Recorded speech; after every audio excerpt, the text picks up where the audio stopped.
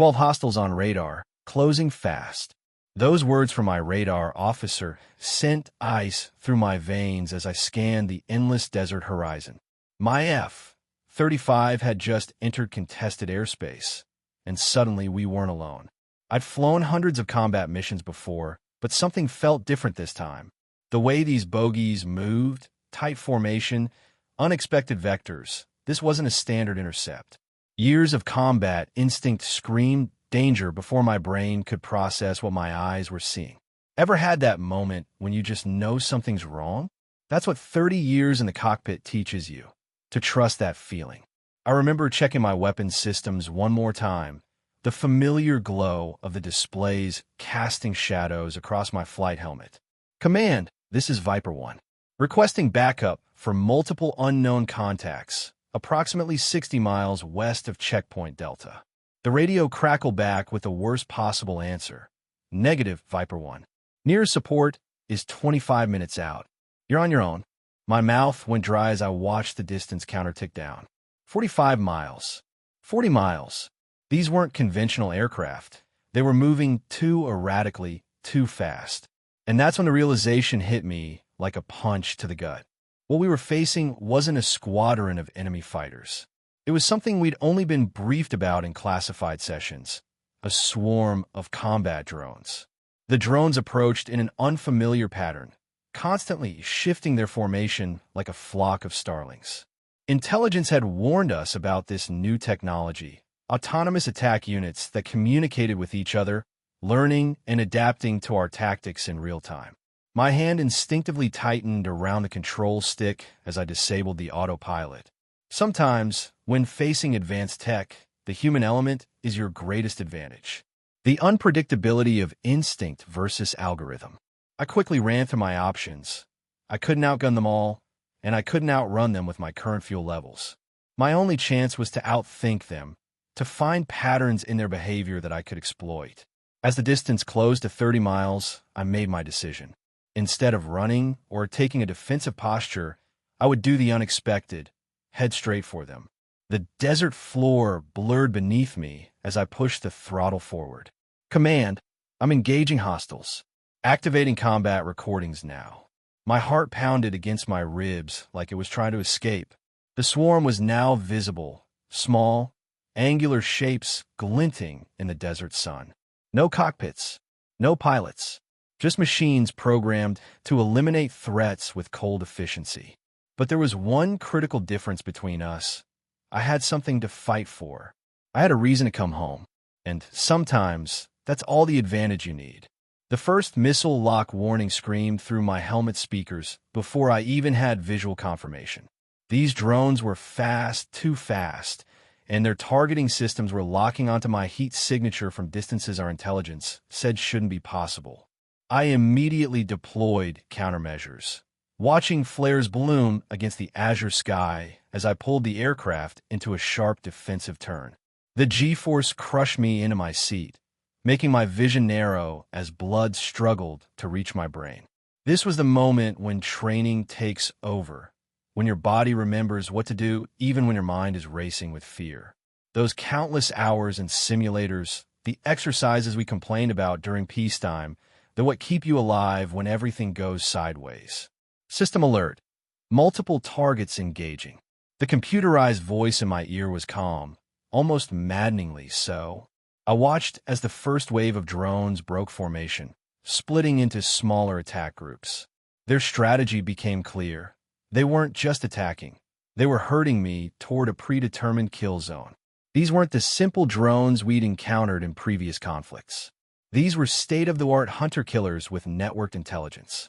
When one drone learned something, they all learned it. I need to constantly change tactics, never repeating the same defensive maneuver twice. It was like playing chess against a computer that could predict your moves, except this game ended with fiery wreckage scattered across the desert floor. I quickly switched to heat-seeking missiles and targeted the lead drone. The targeting system locked, and I watched the missile streak away from my wing, leaving a trail of white smoke against the clear sky. Direct hit. The drone disintegrated into a ball of flame and twisted metal. But there was no time for celebration. The remaining drones immediately adapted, increasing their distance from each other. 1 kill down, 11 to go, and I was already burning through my limited arsenal. This wouldn't be a battle of firepower. It would be a game of patience and precision. Each shot had to count. Each maneuver had to serve multiple purposes, defensive and offensive simultaneously. The swarm was communicating, analyzing my flying style, learning my preferences. I needed to become unpredictable. The desert below offered no cover, no place to hide or ambush. Just empty sand stretching for hundreds of miles in all directions. My only advantage was altitude and experience. I climbed sharply, pushing my aircraft to its ceiling. The higher I went, the more the drone engines would struggle in the thinning air. Their power-to-weight ratio was optimized for lower altitudes where they expected to engage. Meanwhile, my F-35 was built to dominate at any elevation. As I climbed through 40,000 feet, I noticed 2 drones lagging behind the others. Their smaller engines couldn't keep pace. That was my opening, the first real weakness in their formation. I rolled my aircraft and dove toward them, watching my speed indicator climb past Mach 1. The sudden change in direction seemed to confuse their predictive algorithms. Sometimes the oldest trick in the book, the power dive, is exactly what the enemy doesn't expect. 3 of the drones broke from their pattern and accelerated directly toward me, sacrificing evasion for speed. This was a tactic we'd never seen before, kamikaze drones willing to destroy themselves just to take me down. My threat warning system blared continuously as I jinked left, then right, pushing my aircraft to its structural limits. 1 drone passed, so close that I could see the explosive payload attached to its fuselage. If that made contact, it wouldn't matter how good my flying was. I fired a burst from my cannon, watching tracers streak across the sky before connecting with the nearest drone. It exploded spectacularly, but the shock wave rocked my aircraft, throwing me temporarily off balance. These weren't just weapons. They were flying bombs designed to be effective even in defeat. Warning: fuel level at 65%.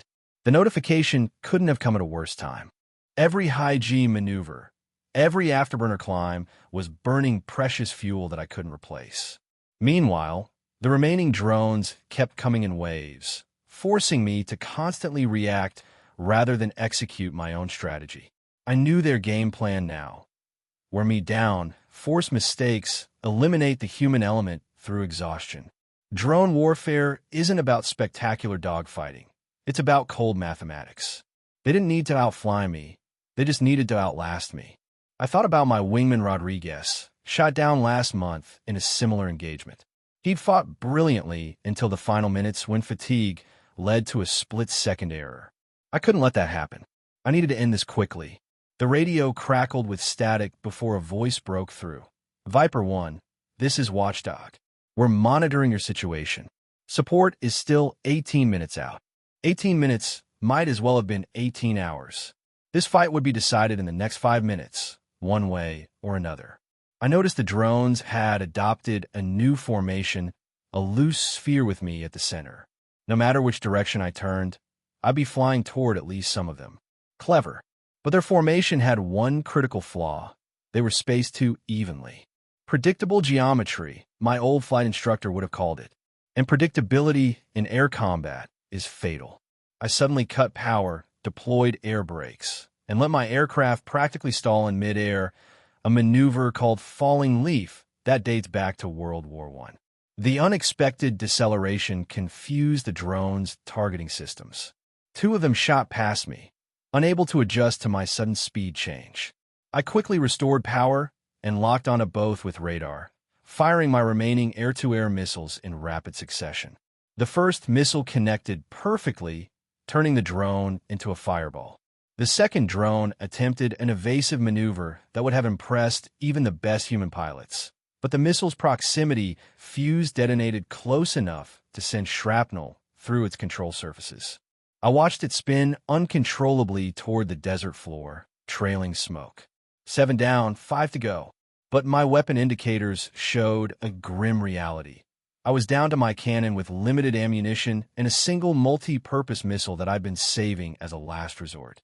Meanwhile, The remaining drones were adapting again, keeping their distance, analyzing what had just happened. The next wave would be even harder to defeat. My aircraft shuddered as cannon fire from one of the drones grazed my right wing. They were getting better at predicting my evasive patterns, learning from each engagement. A warning light flashed on my dashboard. Minor damage to the hydraulic system. Nothing critical yet, but a reminder that my margin for error was shrinking with every passing minute. I quickly scanned the tactical display. The 5 remaining drones had spread out into an attack formation that would be difficult to counter. 4 of them were positioned to herd me toward the 5th, which was hanging back, likely armed with more powerful weapons. This was coordinated behavior beyond what our intelligence had warned about. Someone had clearly upgraded their combat AI, and I was getting an unwanted first look at its capabilities. The desert sun glinted off my canopy as I pulled into another tight turn, feeling the G-suit squeeze my legs to prevent blackout. That's when inspiration struck. The sun. I banked hard toward the blinding desert sun, putting it directly behind me. Even the most advanced optical targeting systems struggle with solar glare. It's a trick as old as aerial combat itself, used by German pilots in World War I all the way to present day. As I flew directly into the solar disk from the drone's perspective, their formation briefly faltered. Their sensors would be overwhelmed, trying to distinguish my heat signature from the massive infrared source of the sun. This was my chance, perhaps my only one, to regain the initiative. I rolled inverted and pulled through, reversing direction in a split-S maneuver that brought me directly behind 2 of the drones. They attempted to scatter, but their reaction time was delayed just enough by the solar interference. My thumb pressed the cannon trigger, sending a stream of 25mm rounds into the nearest drone. It disintegrated immediately. The second drone executed an impossibly tight turn, the kind that would crush a human pilot under G-forces. But in doing so, it predictably bled off airspeed. I tracked its movement, led the target slightly, and fired another burst. My rounds found their mark, shredding its central fuselage. Another explosion lit up the sky. 3 left, and for the first time since this engagement began, I allowed myself to think I might actually survive this. The remaining drones immediately changed tactics. Instead of continuing the attack, they gained altitude and distance, as if regrouping. This was behavior we hadn't seen before. Tactical retreat to reassess. My breathing slowed slightly as I checked my systems. Fuel was at 42%, enough to continue the fight and still make it back to base if I was careful. Hydraulic pressure had stabilized despite the damage. My cannon had roughly 30% ammunition remaining. The odds were improving, but I wasn't out of danger. The drone's behavior suggested they were communicating with each other, perhaps even receiving updated instructions from their control station. As I watched them regroup, I realized this brief respite was my opportunity to seize control of the engagement. Instead of reacting to their moves, I would dictate the next phase of this battle. I pushed forward on the stick, accelerating toward the remaining drones rather than away from them. Sometimes the best defense is a bold offense, and I was about to get very offensive indeed. What the drone operators hadn't counted on was that I'd spent 3 years at Edwards Air Force Base testing counter-drone technologies before returning to combat duty.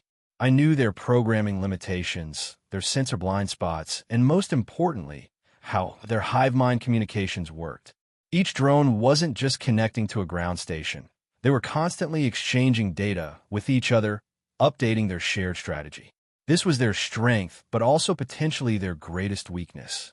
If I could disrupt that communication, even briefly, their coordinated attack pattern would fall apart. I reached for a switch that most pilots hope they never have to use. The electronic warfare package that creates a localized but powerful electromagnetic pulse effect. Activating EMCAN protocols, I muttered to myself as I flipped the safety cover and pressed the button. The system would need 30 seconds to charge. 30 seconds I'd have to survive while flying straight and level. The remaining drones seemed to sense my vulnerability, immediately moving to capitalize on my predictable flight path. Warnings blared as they launched a coordinated attack, approaching from 3 different vectors simultaneously. My hands gripped the controls tighter as I counted down in my head. 25 seconds, missile launch detected. 20 seconds, deploying last countermeasures. 15 seconds, pulling hard right to avoid direct approach. The G-forces crushed me into my seat as warnings continue to sound. 10 seconds, multiple lock warnings. 5 seconds, here we go. The EMP discharged with no visible effect. Its power invisible, but devastating to any electronics within range. For a moment, nothing seemed to happen, and my heart sank. Had the system malfunctioned?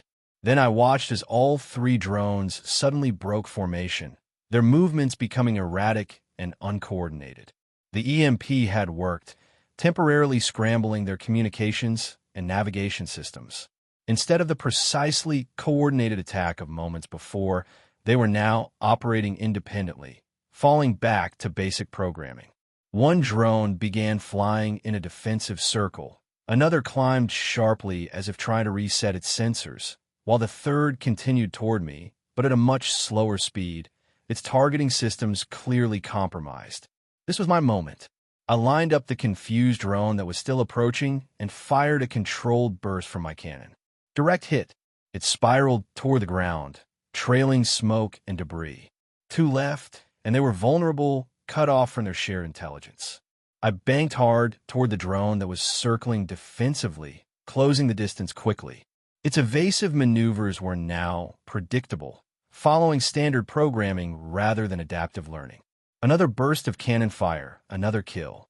The final drone had recovered some functionality and was now trying to escape, climbing toward cloud cover. I had a choice: let it go and return to base with minimal fuel, or pursue and eliminate the threat permanently. The tactical decision was clear, but something deeper drove my response. These drones had been hunting my squadron for months. Too many good pilots had been lost. I pushed the throttle forward and climbed after the final drone, watching my fuel gauge dip into the red zone. This would be close. As I closed within firing range, the drone suddenly demonstrated it was regaining functionality, executing a tight defensive turn that would have been impossible for a human pilot. But I anticipated the move, having studied drone behavior patterns extensively. Instead of following directly, I cut across its turn radius and found myself in perfect firing position. My finger tightened on the trigger one last time. The cannon roared and fell silent. Ammunition exhausted, but not before several rounds found their mark. The final drone shuddered, smoke pouring from its damaged body, before it lost control and plummeted toward the desert floor. The sky was clear. Against impossible odds, I had survived. Now came the next challenge, making it back to base with critically low fuel. But that's another story entirely.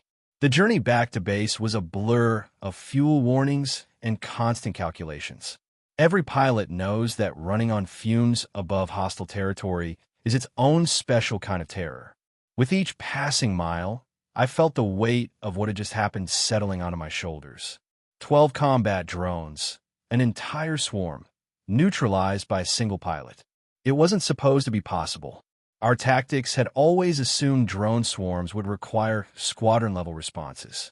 As the desert gave way to the familiar outline of our airbase, I finally allowed myself to believe I might actually land this thing. Ground control had cleared all traffic, giving me emergency priority. They'd been listening to my transmissions throughout the engagement, and from their chatter, I could tell something unprecedented had happened. Viper 1, you are clear for straight-in approach. Medical and technical teams standing by. The controller's voice betrayed a mix of concern and disbelief. My hands were shaking as I lowered the landing gear and adjusted my approach. Not from fear, that had faded, but from the intense concentration and adrenaline crash that follows combat. The familiar thump of wheels touching down never felt so good. As my aircraft rolled to a stop, I saw the base commander's vehicle racing across the tarmac. This wasn't standard procedure. Something was different. I popped the canopy and removed my helmet, feeling the hot desert air rush in. The technical crew stared at me as if seeing a ghost. Later, I would learn that headquarters had calculated my survival probability at less than 7% once the drone swarm engaged. The debriefing lasted for hours. Every maneuver, every decision scrutinized and recorded. Intelligence officers I'd never seen before took notes and whispered to each other. My flight recordings were uploaded and analyzed in real time by teams as far away as Pentagon headquarters. What I had encountered wasn't just another drone swarm. It was a new prototype system that had never been successfully countered before. The EMP tactic I'd employed had exposed a critical vulnerability in their network architecture. Sometimes combat experience trumps even the most sophisticated engineering. As the senior intelligence officer told me, your engagement will literally rewrite our counter-drone tactics manual. I should have felt pride, but all I felt was exhaustion and a profound gratitude to be alive. That night, alone in my quarters, I replayed the engagement in my mind. Not the technical aspects that we'd spent hours analyzing, but the human element, the fear, the determination, the split-second decisions made under impossible pressure. Modern warfare increasingly pits man against machine, human instinct against artificial intelligence. And while technology continues to advance at breakneck speed, there remains something uniquely powerful about human intuition and creativity in combat. The drone swarm had every advantage: numbers, coordination, endurance. Yet they lacked something essential. Call it intuition, call it desperation, call it the human spirit, that ineffable quality that inspires innovation when faced with impossible odds. As military pilots, we're trained to master incredible technology, but our greatest asset will always be what's behind our eyes, not what's displayed on our screens. Tomorrow would bring new challenges, new technologies to counter. But tonight, I allowed myself a moment of quiet satisfaction. In the age-old contest between man and machine, chalk one up for humanity. What you've just heard isn't just a story of aerial combat. It's a testament to the enduring power of human ingenuity, even in an age of advanced artificial intelligence. This pilot faced overwhelming odds against technology specifically designed to eliminate the human advantage, yet prevailed through experience, intuition, and creative problem-solving. The question now becomes, what will you do when faced with your own impossible situations? How will you innovate when conventional solutions fail? The battlefield of tomorrow demands more than just technical proficiency. It requires the courage to think differently when everything is on the line. Consider how you might apply these lessons in your own life or career. Would you recognize the moment to deploy an unconventional approach? Could you maintain clear thinking under extreme pressure? Are you preparing now for challenges you don't yet know are coming? This isn't just military history. It's a masterclass in human performance under pressure. The next time you face overwhelming odds, remember, sometimes your greatest advantage is simply being human, with all the creativity and adaptability that entails. The machines may have algorithms, but we have something they can never replicate: the warrior spirit that has defined our greatest heroes throughout history. If you found value in this story of aerial combat against impossible odds, show your support by subscribing to the channel and activating notifications. We're constantly researching and presenting the most compelling classified operations and military innovations that shaped modern warfare. The knowledge you gain here isn't just interesting. It could be crucial in understanding the conflicts that define our world today. Until next time, this is Desert Combat Archives, bringing you the stories that others can't.